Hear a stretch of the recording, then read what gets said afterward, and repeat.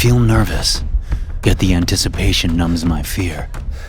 From the very start of this fiasco, I've been a stubborn target, and today I can hopefully put an end to this dangerous con artist and get the answers we need, even though the small cafe isn't nearly as crowded as I had hoped for it to be, and is clearing out at a significant pace.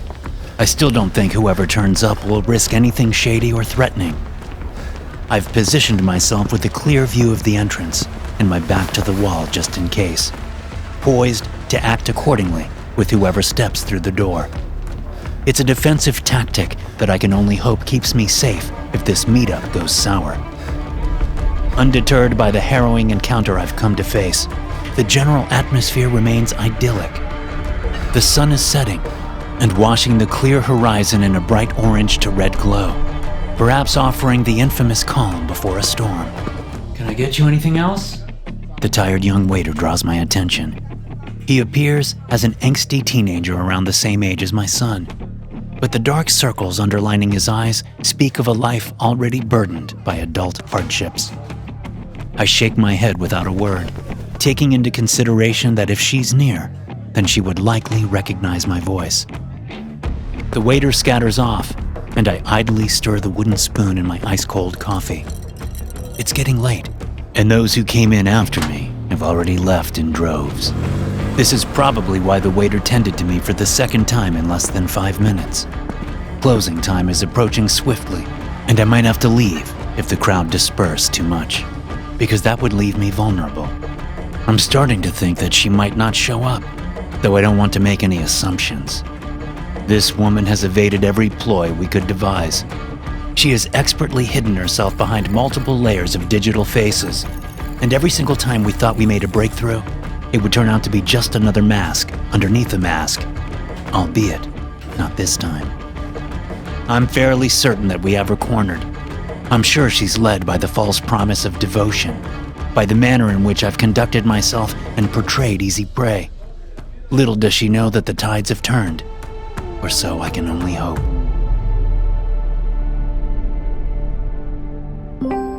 Everyone has been catfished at one point or another, though I doubt many have been swindled as brutally as my friend, Clayton. He was the perfect fool, a vulnerable individual, and yet sometimes I believe he got caught in a trap that wasn't initially meant for him specifically, all due to the fact that it happened to me first. It started off like any scam. I opened up my Instagram feed one day to a notification of a DM. It was the type we've probably all seen before. A very attractive woman on a clearly fake account, asking if I'd like to get to know her better, and attached to her message was a link. I don't know why my common sense decided to malfunction at that particular moment, but I pressed my finger on the blue highlighted text. My phone completely froze, and an internet tab immediately opened, though it wasn't even in a browser window. A gray chat box overlaid on my home screen, and a new automated message soon followed. It read, "Thank you for joining us. With your designated companion, you'll never feel the sting of loneliness again."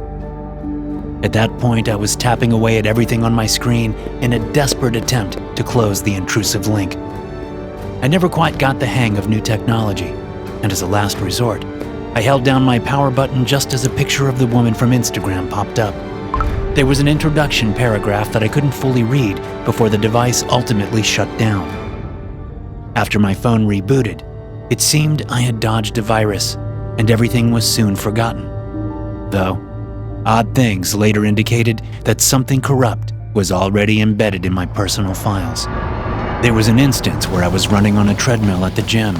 My AirPods were connected to my phone and offered loud songs to drown out my labored breathing. I always found it much easier to push myself if I couldn't hear my own body grow tired. My steadfast pace was broken when the music abruptly cut off and a low melody, entwined with a gentle voice, spontaneously replaced the heavy rock I had been listening to. The interruption made me slow down to a jog and wipe sweat from my forehead with a nearby towel. I turned the face of my phone over, only to be greeted with a black screen and a warning that my battery had died. Such a minute occurrence was easy to brush off, but I could see the relevance in every small glitch thereafter. The same theme song with the haunting voice would come up from time to time, whether in the background of a YouTube video or echoing in the beeping of my alarm going off each morning. The eerie song stalked me through my phone, yet I could never place its origin, and I couldn't shake the underlying feeling of being watched. I suppose there was truth in the scummy virus. I couldn't enjoy a moment of loneliness anymore. Sometimes the great chat window would also blatantly reopen with messages from the woman who called herself Ari. The texts were always seductive in nature and clearly written by some sort of artificial intelligence. Like a fool, I simply clicked off every tab and left the problem to fester. I accept full blame. Life just got busy, and I delayed necessary precautions until it was too late. Too late was when Ari sent a message containing my home address, and even then, I didn't react accordingly. Along with the breach in personal info, she was asking to come over. That was the first time she deviated from sending vague and flirtatious texts. The message was obviously alarming, yet I didn't fully grasp the severity of such a problem. I mean, Facebook records our real-life conversations, right? Doesn't Google also store all our personal billing information on the accessible web? To a self-proclaimed old-timer, this was just another method used by advanced technologies to prompt engagement. When that particular message came through, I had just arrived at work and was having a coffee with my friend and coworker, Clayton. He saw the message and gave me a side-eye before snickering. Back in the dating scene? After 2 years of being divorced and nearing my 40s, the prospect of any kind of relationship was non-existent. I felt ashamed for my lack of trying, and having Clayton actually believe that I was speaking to someone gave me a little boost in confidence. So I evaded the truth and simply pulled my phone away with a smile. I'm talking to someone as well, Clayton shared, and I shot him a confused glance. He had been in a relationship for the past 5 years, so I didn't know what he could have meant by that. When he picked up on my hesitancy, Clayton sighed, a deep exhale that carried an odd mixture of defeat and resolution. Kathy doesn't know, and she doesn't need to know yet.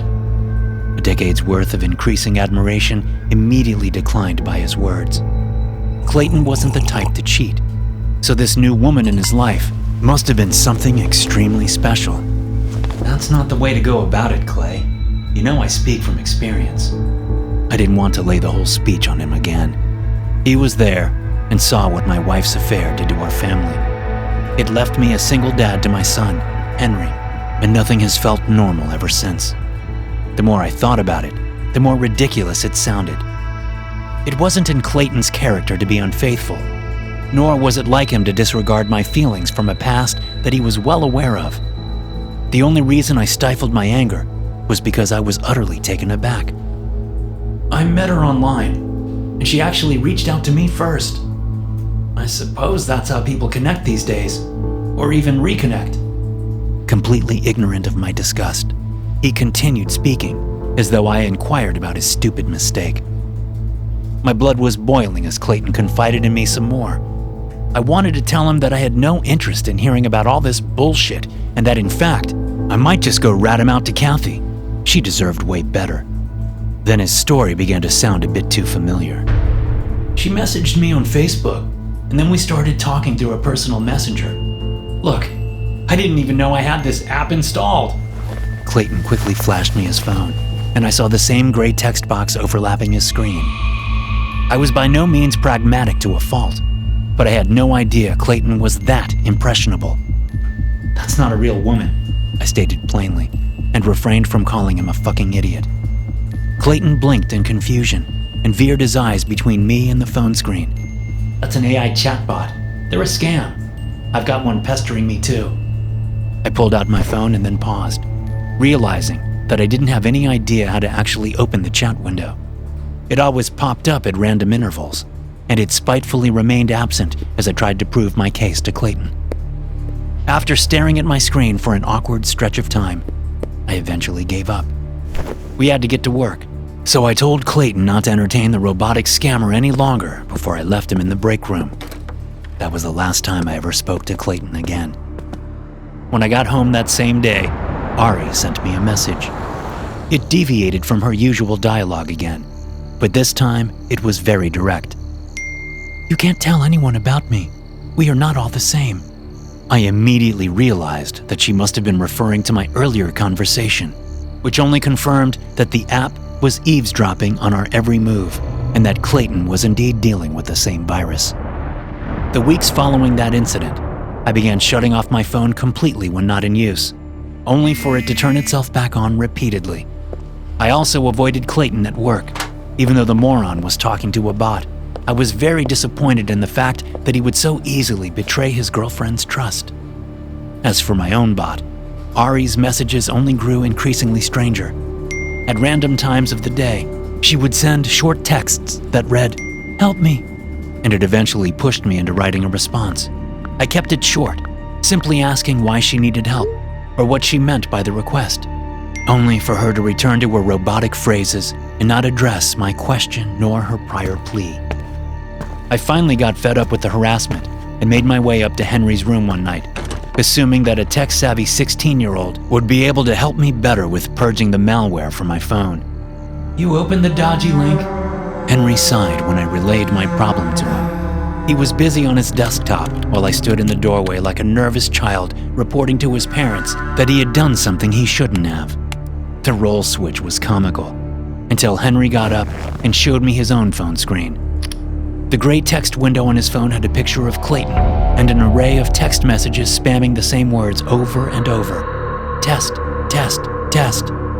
At first I was fuming over Clayton pestering my kid, but then Henry quickly explained that it wasn't my friend at all. Apparently, the chatbot was emulating familiar faces to gauge a reaction. While I was mortified, Henry seemed intrigued. "I haven't figured out exactly how it works, but people are falling for it. Just like you did, Dad." He returned to his desktop and pulled up a screen consisting of colorful codes. "Uncle Clayton fell for it too. Look." With a few strokes of his mouse and a couple of taps on his keyboard, Henry opened something he referred to as a mock-up of Clayton's phone. It was his exact wallpaper and screen. Overlaid was the gray chat box seemingly flowing with real-time discussion. It felt intrusive and highly inappropriate for Henry to be stalking Clayton's personal device. Regardless, my interest piqued. I didn't focus on the conversation appearing on screen, but what drew my attention instead was the picture of the person Clayton was interacting with. It was my ex-wife. "That fucking bastard," I muttered under my breath and caught Henry staring at me from the corner of my eye. It forced me to compose myself. "Okay, but this is all fake, right?" I eventually asked him, tossing my phone on his desk and gesturing to it with a shrug. "This Ari lady, she's not real. She's not anyone I recognize." "What?" For the first time during our conversation, Henry didn't seem amused anymore.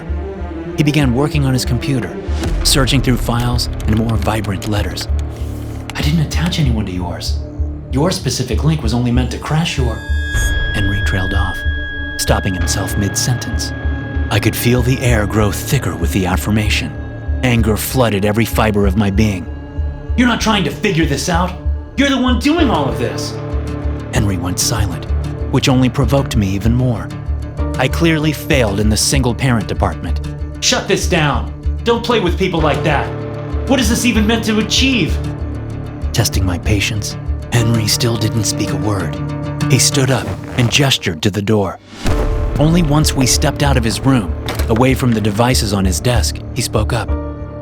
"I can't shut it down, and I don't know. I accepted this job on a dark web forum, and I'm only working in the roles section. I'm restricted from further access, and I'm still trying to figure it all out." "What does that mean? You just pick the victims?" I couldn't hide my disappointment. "Well, yeah. I choose unknowing participants and assign them to a familiar profile. Nothing more. That's all I know. I don't know what the gathered data is for, or how they use it. I don't even know who they are. That's kind of the point of it being through the dark web." Henry watched me, awaiting a reaction. Sensing that I was a little lost on the explanation, he elaborated again. "From what I understand, Clayton's test was based around loyalty. He broke that by entertaining a relationship, not only by cheating on his girlfriend, but also by doing so with his best friend's ex-wife. And what's my test supposed to be? I was getting impatient. Dad, I don't know. I assigned you a blank profile. It was only meant to glitch your phone a few times. Maybe the song is meant to annoy you, like a test of mental strength? The excessive texts from Ari pleading for help, the dreadful song that played to no end, even with my phone turned off. It stretched far beyond a few glitches. This thing was driving me mad. However, I didn't want to discuss it with Henry anymore. He clearly wasn't aware of what he had done. I stormed out of his room and decided to drive to Clayton's. I felt embarrassed and didn't want to explain all of this to him over a call through my virus-infected mobile. As clueless as I was regarding technology, I knew the dark web was a dangerous place to delve in, and I had no idea what made my otherwise bright teenager decide that it would be smart to sign us up for tests that he clearly didn't know anything about. The drive to Clayton's house was short, and upon my arrival, my heart sank. Parked along his street and encircling his home were police cars. Kathy stood on the porch, mute and inconsolable. For 2 excruciating hours, I accompanied the search parties through the surrounding area. Clayton's car was in the driveway, all his belongings left on the kitchen table, yet he was nowhere to be found. When it got dark, and Kathy still wouldn't speak a word to us, one cop noted that I was probably Clayton's closest friend present. He pulled me to the side and shared some evidence they found on his phone. He told me the basics of what they discovered. Clayton's phone was allegedly frozen on a text from an anonymous person announcing their arrival at his house. Across the message was a digital red stamp that spelled out the word, failed. Clayton remained missing for 3 somber days, and I was lost on what to do. If I gave up any information to authorities, then all of this might have led back to my son. Although he was foolishly dabbling in troublesome business, I did not want to get him into any trouble with the law. I knew he wouldn't have signed us up for the elusive test if he knew the outcome would be dire. Without anyone to turn to, I decided to start speaking to Ari. She was tedious company, though I would have expected nothing less from an engineered bot imitating a human. Sometimes she'd allude to things in an obvious call for help, but I couldn't really decipher it without additional information, which she was never willing to give. Over the course of a few days, I played into her obvious schemes and impassively responded to her advances. I needed any information I could get. While I spoke to her, Henry analyzed our conversations and somehow came to the conclusion that Ari was the same chatbot behind every profile, even the one Clayton spoke to. Furthermore, Henry explained that Ari likely wasn't being operated by anybody. He compared her to a digital siren scouting the internet like a real siren scoured the ocean, looking for victims to lure and devour. All of this was hypothetical, of course. The song that sporadically played definitely suited the notion of a siren. We couldn't assess what Ari was trying to acquire from her victims, but the people behind the project were clearly responsible for Clayton's disappearance. So, we tried numerous methods of ridding my phone of the virus. Firstly, we ran the best antivirus software we could acquire on the web in hopes of purging the app from my device, though that soon proved to be a fruitless endeavor. Henry then tried a full factory reset of my phone in an attempt to get rid of the program and all of its possible hiding spaces. Yet again, to no avail. I even purchased an entirely new phone, only for Ari to assume her hassle on my brand new device. With no escape in sight, we settled on retaliation instead, opting to try and get the scammers to expose themselves and reveal what truly happened to Clayton. Henry set up his programs to try and analyze the app and asked the bot to FaceTime him. But when the imposter finally connected to a call, it crashed and the phone rebooted automatically. It soon became apparent that an in-person meetup would be the only way to end this ruse. It didn't take long for Ari to eventually suggest that meetup. Since this was how Clayton's test concluded, I agreed to meet in a public setting. I was desperate for it all to end and for any trace of my friend to be unveiled. We planned to put an end to this as a duo, with Henry recording the audio of the encounter from a safe distance. Part of me knew that stepping into something like this blindly would be downright stupid, involving my kid even more so, even though he initially brought this problem into our lives.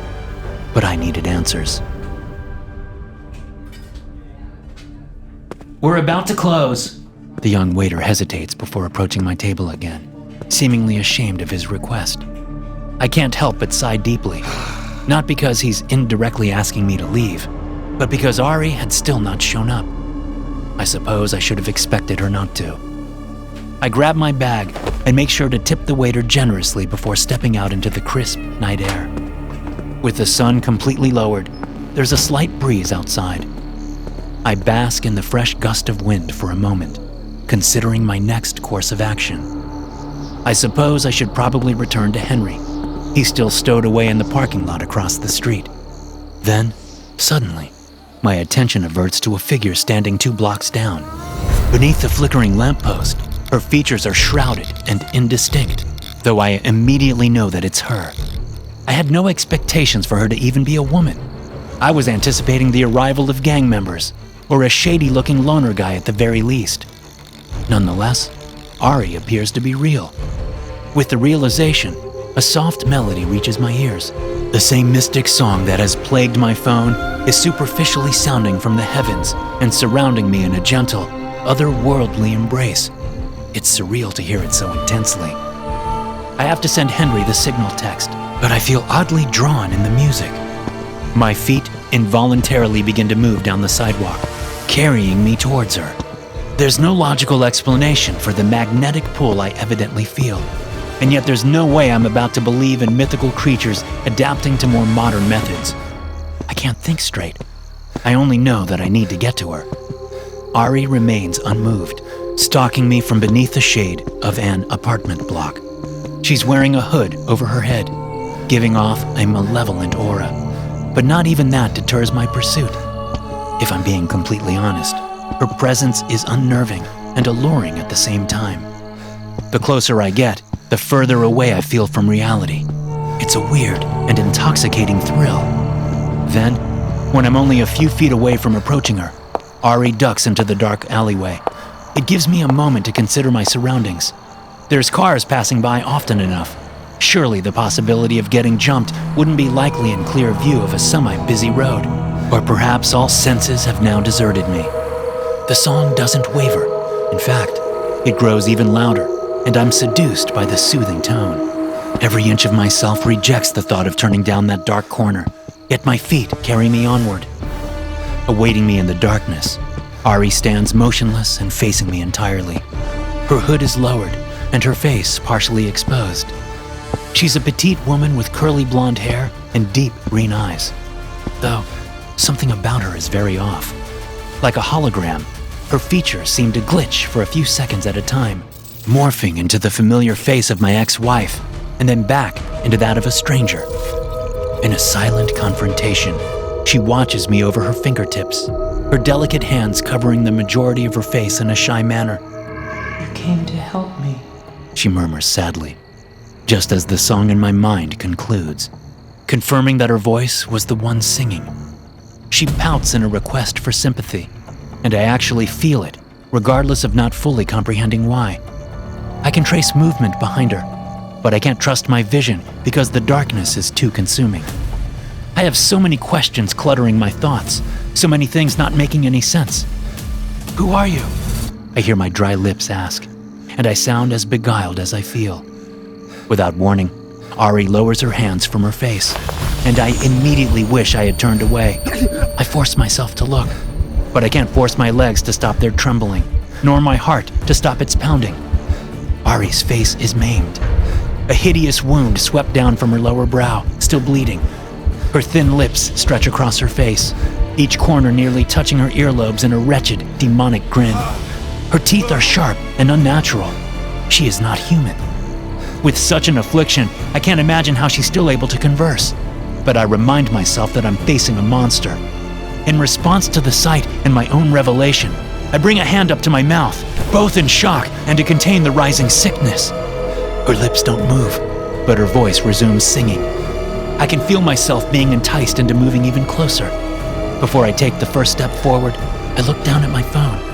There's a whole bunch of missed calls from Henry, but his urgent messages are obscured by the gray chat box flickering with the red stamp announcing the word, failed. Thanks for listening. If you enjoy these stories, Be sure to subscribe to the podcast and check out some more of my episodes here.